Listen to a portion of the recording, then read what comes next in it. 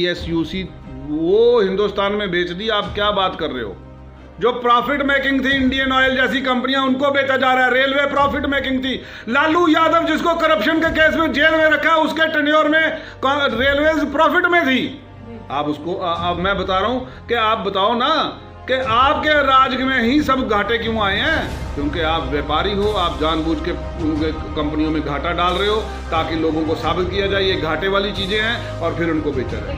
क्या है इनका बनाया? इन्होंने क्या क्या बनाया? इन्होंने की डीमोनेटाइजेशन, इन्होंने खड़ी की बेरोजगारी जो 42 साल में हिंदुस्तान में हाईएस्ट है। इन्होंने खड़ा किया इंडस्ट्रियल फेलियर। इन्होंने मेक इन इंडिया बनाया, उसके तहत कोई बाहर से आके इन्वेस्टमेंट नहीं आई बड़ी मेजर जिसको ये दर्शा सके। इन्होंने बेड़ा गर्क किया इकोनॉमी का, इन्होंने बेड़ा गर्क किया जीडीपी का, इन्होंने बेड़ा गर्क किया गिरती हुई रुपए की कीमत का। आज सबसे नीचे दर पे है। तब वह कहते थे ये आईसीयू में पड़ा है, अब इसको ठीक कर देंगे। अब क्यों नहीं ठीक होता? जितना बेड़ा गर्क जम्मू कश्मीर की रियासत का मोदी गवर्नमेंट ने किया है, बीजेपी ने किया है, शायद ही इतिहास के 70 सालों के इतिहास में किसी और पार्टी ने हमारा इतना बेड़ा गर्क किया हो। मतलब आप समझो कि रिश्वतखोरी इतनी तेज हो चुकी है कि आप अंदाजा नहीं लगा सकते। लेकिन भाजपा से जब सवाल किया जाए, कुछ भी ऐसा सवाल है, वो कहते हैं हम रूल ही नहीं कर रहे, हमारी सरकार ही नहीं है। ब्यूरोक्रेट से पूछिए ना। आप रूल नहीं कर रहे तो आप फिर इसमें इलेक्शन करवाएं तो फिर रूल होने दें पार्टियों का। आप ही तो रूल कर रहे हो, आप ही ने तो रोक रखा है। आज सरकार किसकी है सेंटर में? सेंटर के अधीन जो ये राज्यपाल जो उपराज्यपाल बैठे हैं वो किसका है? क्यों स्टेट तोड़ी मेरी? आज वक्त आ गया पूरे हिंदुस्तान को जागने का, और खासकर जम्मू के डोगरों को जागने का वक्त आ गया है। अगर आप अलग अलग रोटियां सेकोगे, अलग अलग बात करोगे, आप पिस जाओगे। कश्मीरी लीडरों को आप इल्जाम लगाने के लिए आपको कश्मीरी लीडर मिल गए। मैं कहता हूं कि जितना बढ़िया राज तब था, आज बिजली हमारी ठीक आती थी, सारा कुछ ही। आज 10 दिन हुए हैं इनको, ये पिछली सरकार गई और आज प्राइवेटाइजेशन कर दिया। क्या जरूरत है प्राइवेटाइजेशन की? लीडरशिप जो है, मैं कहता हूं मैं मोतबाराना गुजारिश करता हूं राम माधव जी से, अविनाश राय खन्ना जी से, यहाँ पे अशोक कौल जी हैं, रविंदर रैना जी हैं, रब पहले उनको सेहतयाब करे, वो ठीक होकर घर आए अपने परिवार में। और उसके बाद जो भी यहाँ की लीडरशिप है, जतिंदर सिंह जी हैं, आप अपनी पार्टी को आके मिलते हैं। हाँ, आप सियासी रोटियां सेक रहे हैं जनाब, आप आज सियासी रोटियां सेक रहे हैं। जो कल हमारे साथ जम्मू के हक की बात करते थे, जिन्होंने अमरनाथ श्राइन बोर्ड में श्राइन की यहाँ पे एजिटेशन लड़ी थी, आप लोग सियासी रोटियां सेक रहे हैं। आप मैं आपको चैलेंज करता हूँ, लगाओ एक पब्लिक दरबार, लगाओ एक पूरा पब्लिक में महिमा, और मैं वहां पे खड़े होकर जवाब दूंगा। आप मुझसे सवाल करके देखें। सबका साथ, सबका विकास और सबका विश्वास केंद्र की सरकार की दावेदारी थी। और चुनावों से पहले कांग्रेस ने कहा था गरीबी परिवार 72,000। हालांकि कांग्रेस के खेमे में उस तरह से वोटों की बरसात नहीं हुई जैसे भाजपा के खेमे हुई, लेकिन जम्मू कश्मीर की जनता भी ये उम्मीदों से थी कि चले केंद्र में सरकार आई है। और जम्मू कश्मीर को जब केंद्र शासित प्रदेश का दर्जा मिला तो जम्मू कश्मीर की जनता स्वागत कर रही थी और कह रही थी कि हाँ, अब केंद्र का दबदबा होगा और केंद्र सरकार हमारी बातें सुनेगी। लेकिन जिस तरह से यहाँ की मौजूदा स्थिति है और जिस तरह से सूरत हाल जो है यहाँ पर चल रहा है, उससे कहीं ना कहीं आहत है जम्मू की जनता। और टोनी साहब मेरे साथ मौजूद है और इनसे बात करने की कोशिश करेंगे, या जम्मू के साथ भेदभाव खत्म हो गया है या वो बिल्कुल आगे जो है और बढ़ रहा है। तो क्या लग रहा है कि डिस्क्रिमिनेशन जो पहले से यहाँ पर तमाम सियासी दल कहते थे इलेक्शन से पहले कि वो भेदभाव खत्म होगा, कम हुआ है, बढ़ा है? अब इसमें मैं कहता हूँ कि आप किसी से भी पूछ लें, आप आज वो जो बड़े दावे करते थे, आप उनसे भी पूछे, वो भी अंदर अंदर ये महसूस कर रहे हैं कि ये तो बढ़ गया है, ये कम होने के बजाय ये तो बढ़ गया है। आज की डेट में जिस तरह से इन्होंने टोल प्लाजाओं की बरसात करी है, ऐसे तो हम सोचते हैं कि ये तो जम्मू एक पिछड़ी हुई रियासत थी, जम्मू कश्मीर एक पिछड़ी हुई रियासत थी। और हम लोग ये समझ रहे थे कि दिल ही दिल में मैं भी सोचता था कि भाजपा अगर आ रही है तो चलो इन्होंने बड़ी देर से ये बोल रहे हैं, शायद कुछ अच्छा कर दिखाएं। लेकिन जितना बेड़ा गर्क जम्मू कश्मीर की रियासत का मोदी गवर्नमेंट ने किया है, बीजेपी ने किया है, शायद ही इतिहास के 70 सालों के इतिहास में किसी और पार्टी ने हमारा इतना बेड़ा गर्क किया हो। मैं आपको शुरुआत करता हूं कि आप टोल प्लाजाओं से तो छोड़ दीजिए, ये पैसों की बात है। पैसे फिर भी कमाए जाएंगे। चलो आज हमको ये बोझ के नीचे डाल रहे हैं। डीजल जो जिंदगी में कभी पूरी दुनिया में आज दिन तक पेट्रोल से ऊपर नहीं गया, लेकिन हिंदुस्तान एक ऐसी कंट्री है जहां डीजल पेट्रोल से ऊपर चला गया। और डीजल इसलिए ऊपर नहीं जाता था क्योंकि किसान की ज़रूरत की बात थी, ट्रांसपोर्टेशन की बात थी, आपकी एसेंशियल कमोडिटीज़ उस पर ट्रैवल करती हैं, तो उसका रेट नीचे रखने के लिए वो होता था। लेकिन देखें, ये कहते थे 400 रुपये सिलेंडर, ये मुफ्त में आएगा आपके घर में। 900 रुपये का सिलेंडर हो गया जनाब, 900 रुपये का सिलेंडर हो गया। किस बात की दावेदारी करते हैं, कहाँ की बात करते हैं? हल्की सी दाल महंगी हुई थी तो ये आज इनके स्मृति ईरानी जी और इतनी जितनी लेडीज़ इनकी हैं वो सब सड़कों पे चूड़ियाँ लेके आगे थे कि जी हम ये पहन लो जी, आप महंगाई कम नहीं कर सकते हो। आज कहाँ गए इनके वो? सिवाय they are a good opposition but they are very very bad rulers of the country. BJP एक अच्छी ऑपोजिशन हो सकती है लेकिन कभी भी अच्छे रूलर नहीं बन सकते। आज ये साबित हो गया जनाब।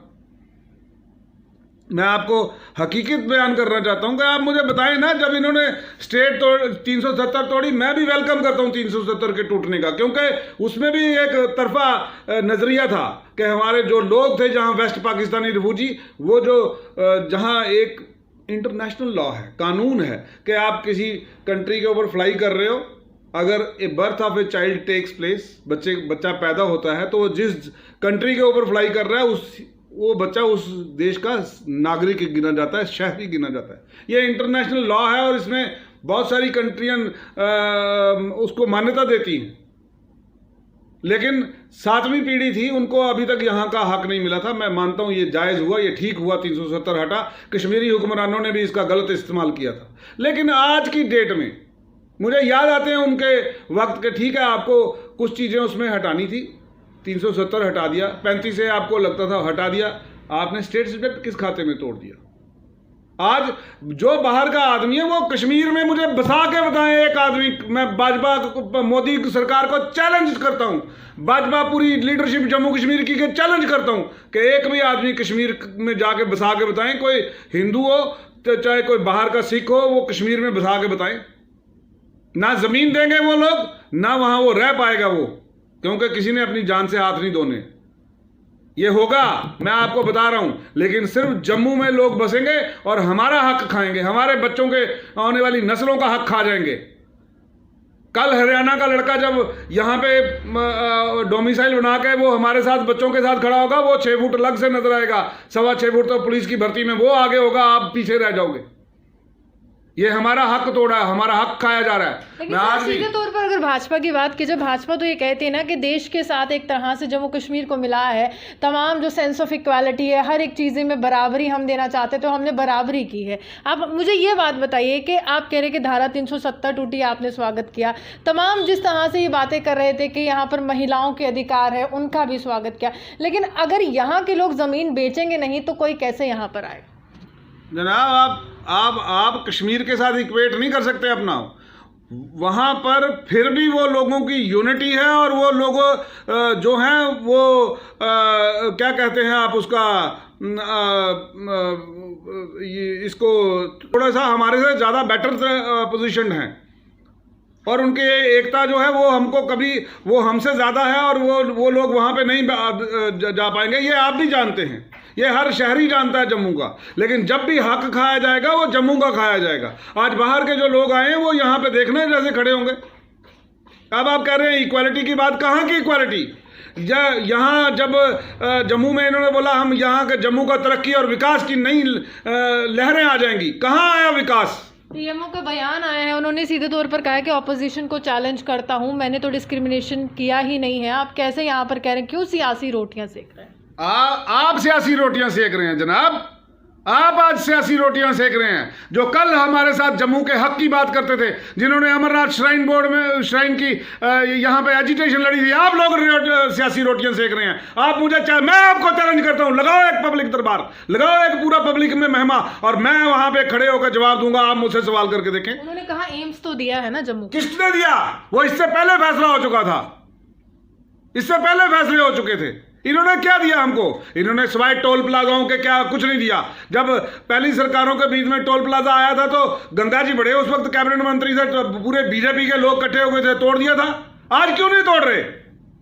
आज खुद लगा रहे हो।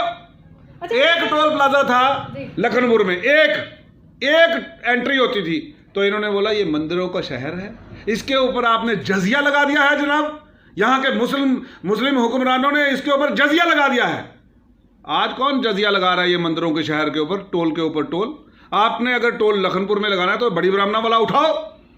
ये कानूनी तौर पे आपके उस हदबंदी के बीच में नहीं आता है, उस डिस्टेंस में मेंटेन नहीं होता है। नगरोटा और ये इसका डिस्टेंस मुझे लगता है 20 किलोमीटर से भी कम है, तो क्यों नहीं आप उसको तोड़ते हो? लेकिन ये बहुत बड़ा सवाल है, आप यहाँ पर सवाल कर रहे हैं, यहाँ की जो लीडरशिप है क्या वो विफल हुई है कि केंद्र तक वो आवाज़ नहीं पहुँचा पा रही है कि जम्मू के लोग किस तरह से करें? क्योंकि केंद्र तो हर एक चुनाव में जम्मू कश्मीर की राजनीति का जिक्र कर रहा है, तो केंद्र सरकार को यहाँ के लीडर्स क्यों नहीं बता पा रहे? डोमिसाइल यहाँ पर आता है तो रातों रात उसमें बदलाव होता है, क्योंकि यहाँ पर मुहिम होती है जम्मू कश्मीर अगेंस्ट डोमिसाइल। हर एक चीज़ के लिए हमें प्रदर्शन करना ज़रूरी है।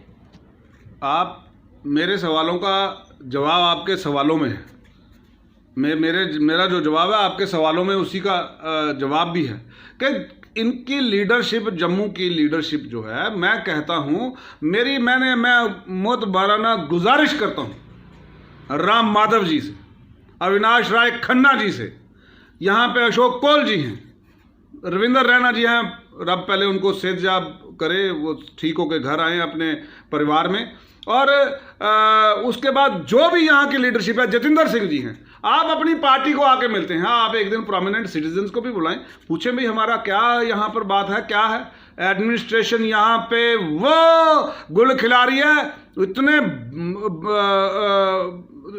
मतलब आप समझो कि रिश्वतखोरी इतनी तेज हो चुकी है कि आप अंदाजा नहीं लगा सकते। लेकिन भाजपा से जब सवाल किया जाए, कुछ भी ऐसा सवाल है, वो कहते हैं हम रूल ही नहीं कर रहे, हमारी सरकार ही नहीं है। ब्यूरोक्रेट से पूछिए ना। आप रूल नहीं कर रहे तो आप फिर इस पे इलेक्शन करवाएं, तो फिर रूल होने दें पार्टियों का। आप ही तो रूल कर रहे हो, आप ही ने तो रोक रखा है। आज सरकार किसकी है सेंटर में? सेंटर के अधीन जो ये राज्यपाल, जो उपराज्यपाल बैठे हैं, वो किसका है? क्यों स्टेट तोड़ी मेरी? लेकिन जम्मू कश्मीर में तो कहा जाता है हालात सामान्य नहीं है उस तरह से, और यहाँ पर इलेक्शन नहीं हो सकती। सब झूठ है, सब झूठ है। एक बात झूठ है, यहाँ हालात सामान्य नहीं है। जब कोई बात हो कहते हैं जी हालात सामान्य है, जब इनका दिल करे ये हालात सामान्य हो जाते हैं, जब इनका दिल करे हालात, जब अब 2G है, अभी आप कहने लगे थे कि ऑनलाइन करना नहीं हो पाया ना। बच्चे पढ़ाई सफ़र कर रहे हैं, तो इनको इतनी तरस नहीं आ रहा है सेंटर की सरकार को कि बच्चों की पढ़ाई, जिन बच्चों की आप दावा कर रहे हो, जिनको आप दावा कर रहे हो कि भाई आपको कश्मीर में डिस्टर्ब लगता था, जम्मू में 4G चलाते हुए क्या तकलीफ थी? जम्मू में जम्मू के लोगों ने तो हमेशा ना हिंदुस्तान का झंडा बुलंद रखा है। हमारे पुरखों ने, हमारे बुजुर्गों ने खून दिया इस देश के लिए, शहादतें दी हैं इस देश के लिए। आज वो कैसे सोच सकते हैं कि भाई वो जो है भाई आज जम्मू के लोगों ने भेदभाव जो है वो नहीं, उनके साथ नहीं हो रहा है। क्यों नहीं हो रहा? आप देखें, हमारे साथ भेदभाव जितना पहले से ज़्यादा हो गया है। आप नौकरियां देने की बात की थी, चले केंद्र ने 2 करोड़ नौकरी की बात की, लेकिन यहाँ पर भी 50,000 नौकरियां कितनी मिली हैं? 2 करोड़, पिछले 5 साल जो 2 करोड़ वाले थे वो 10 करोड़ नौकरियां वो गई। बाहर से काला धन आया। बाबा रामदेव बड़े उछल कूद के बताते थे रामधन, काला धन आ जाएगा, ये हो जाएगा। वो भाई गैस और पेट्रोल आपको 35 रुपए लीटर मिलेगा। रजत शर्मा के शो में कहा उसने, बाबा रामदेव ने। आप किसको वोट करोगे? आज कहे है बाबा रामदेव? सिर्फ बिजनेसमैन है वो, और इसके अलावा कुछ नहीं है वो। मैं चैलेंज करता हूं, आज बुलाओ, आज जाके आप बताओ ना, आप आज क्यों नहीं वो सामने आते हैं? आज क्यों उनकी बोलती बंद हो जाती है?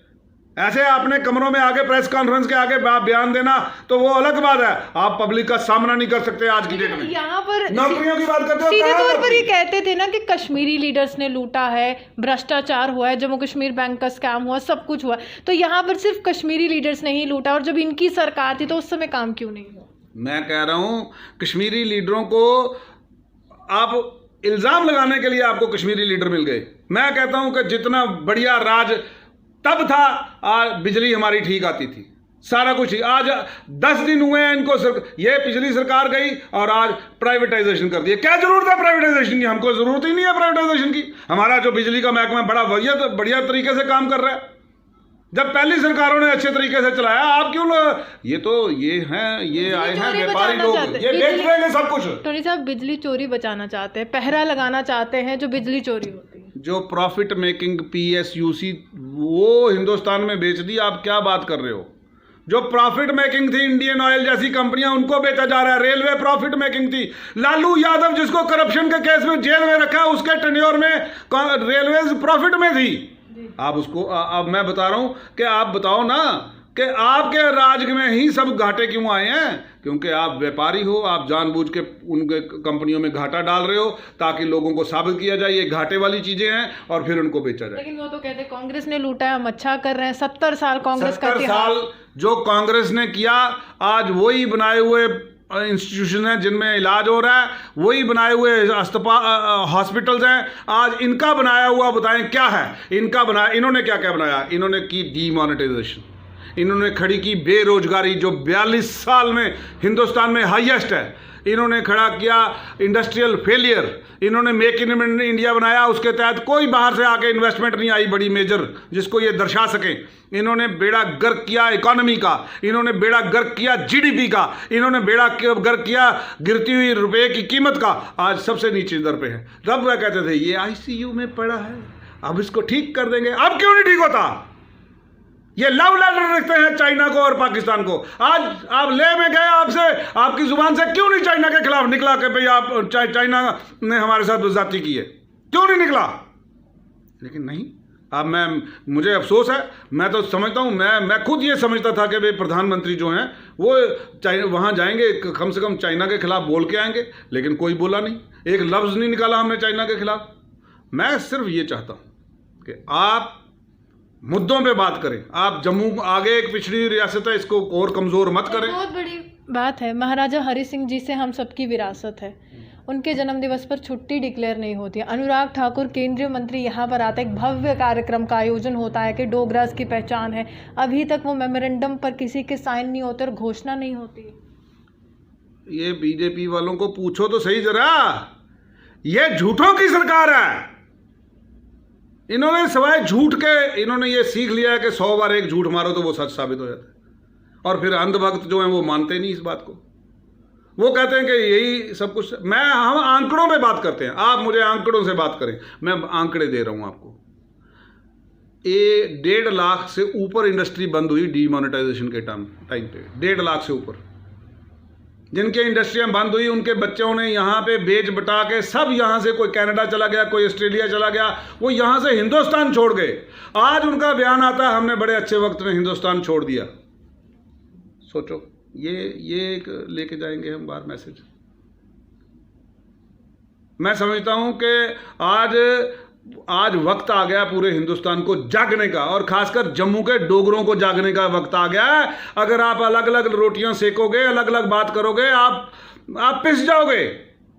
हम आज भी अपील करते हैं, डॉक्टर जितेंद्र सिंह जी PMO में बैठे हैं, आप आए जम्मू में, मेरी अपील है। राम माधव जी आपसे अपील है, आप कोई पराये नहीं है, हमारे भाई हो आप लोग। सियासत छोड़ दें एक तरफ, हम आपसे अपील करते हैं आप आए। आज ब्यूरोक्रेसी वो बदतरीन ब्यूरोक्रेसी है कि आप कोई किसी का बात सुन के राजी नहीं है, कोई टेलीफोन उठा के राजी नहीं है। ये तो अब हुआ कि भाई आप ट्रैवल कर सकते हो, कि मेडिकल के ऊपर आपको कोई परमिशन की ज़रूरत नहीं है।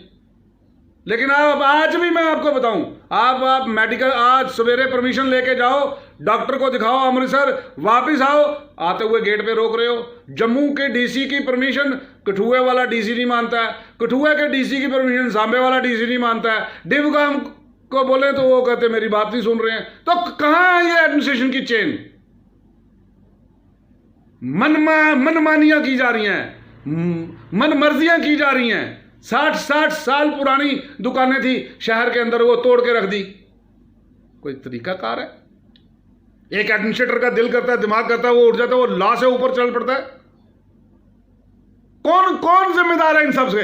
आज धड़े बने बड़े हैं एडमिनिस्ट्रेशन में, एक धड़ा एक तरफ जा रहा है, एक धड़ा एक तरफ जा रहा है, एक धड़ा एक ऑर्डर करता है, दूसरा धड़ा दूसरा ऑर्डर करता है। ये हाल हो चुका है और फिर सेंटर इसमें इसको नजरअंदाज कर रही है। मैं कहता हूं मेरी अपील है प्राइम मिनिस्टर मोदी जी से, मेरी अपील है अमित शाह जी से, मेरी अपील है पीएमओ में अमित खन्ना, जो हमारे अविनाश राय खन्ना जी हैं, जो हमारे राम माधव है, आप आएँ, एक बार आएँ और पब्लिक प्रोमिनेंट सिटीजन बुलाएं, 10, 15, 20 जितने आपको बुलाने हैं कम से कम बुलाएं। आप हमारी आवाज़ तो सुने जनाब। आपके लोग शायद पार्टी के डिसिप्लिन में बंधे हुए आपके खिलाफ आवाज़ नहीं उठा सकते, बात नहीं बता रहे, लेकिन हालात ज़मीनी सतह पे बहुत बुरे हैं जनाब। डोमिसाइल की ज़रूरत ही नहीं है, आप हमारा पीआरसी को बहाल कर दें, बात खत्म हो जाती है। आपने उसमें सिर्फ राइट्स देना था, लड़कियों का हक बहाल करना था, वेलकम है, खत्म हो गया। उसके बाद उसको पीआरसी लाने की ज़रूरत ही नहीं है जनाब। क्यों आप हमारे आने वाली नस्लों के साथ खेलना चाहते हैं, उनके साथ खिलवाड़ करना चाहते हैं? हमारी मोतबाराना गुजारिश है आप लोगों से, लेकिन ऐसा नहीं है हम गुजारिश कर रहे हैं तो हम आपको आने वाले वक्त में हम आपका सड़कों में विरोध करेंगे अगर आप हमारी बात मोतबाराना तरीके से गुजारिश वो नहीं करेंगे। हम अपने डेमोक्रेटिक राइट को अच्छी तरह से प्रदर्शन करना जानते हैं, हम प्रदर्शन करेंगे इनके खिलाफ। साफ तौर पर इन्होंने कहा है कि यहाँ पर आई है, लेकिन जब धारा 370 की समाप्ति हुई थी तो यहाँ पर केंद्रीय मंत्री आए थे, आपको याद होगा, यहाँ पर केंद्रीय मंत्रियों का दौरा था और यहाँ पर यही कहा गया था, आश्वासन दिया गया था कि विकास ही विकास होगा। हालांकि कितना विकास हुआ है वो आप सबके सामने। इसी के साथ कैमरामैन गुलशन कुमार के साथ मैं रूहानी आपसे विदा लेती हूं। नमस्कार।